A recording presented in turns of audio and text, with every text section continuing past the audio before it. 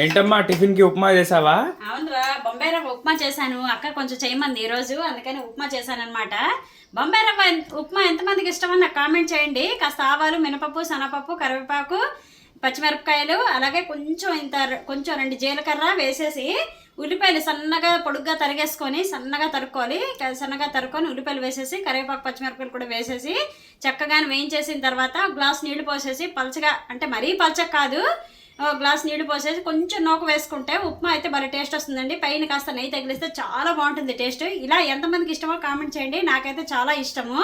అలాగే ఈరోజు మా ఇంట్లో వంటలు అంటే తెలుసా, చూడండి, దోసకాయ పప్పు, వంకాయ, టమాటా, కొత్తిమీర, పచ్చిమిరపకాయలు, జీలకర్ర. ఇది ఆల్రెడీ షార్ట్ వీడియో పెట్టాను. మువ్వంకాయ కూర చేశాను అనమాట. మువ్వంకాయ నేను ఆంధ్ర వెళ్ళానని చెప్పాను కదా, అక్కడి నుంచి తెచ్చానండి చిన్న చిన్న కాయలు. మువ్వంకాయ కూర చేశాను. షార్ట్ వీడియో ఉంది, ఛానల్లోకి వెళ్ళి చూడండి. కొబ్బరికాయ, మామిడికాయ పచ్చడి, వేడి వేడి టమాటా చారు, అలాగే అన్నం. ఇదండి ఈరోజు మా ఇంట్లో వంటలు. మీరేం వంటలు చేసుకున్నారు? పిల్లలు లంచ్ బాక్స్లోకి ఏం చేశారు? మా పిల్లలకైతే కొబ్బరికాయ పచ్చడి, పప్పు పెడదాం అనుకుంటున్నాను. అలాగే కూర కూడా తీసుకెళ్తారు. కొంచెం పప్పు కాకపోతే కూర అయినా తీసుకెళ్తారు. ఏవో 2 ఐటమ్స్ అవుతాయి, మరి అన్ని పట్టుకెళ్ళాలంటే అవ్వదు కదా.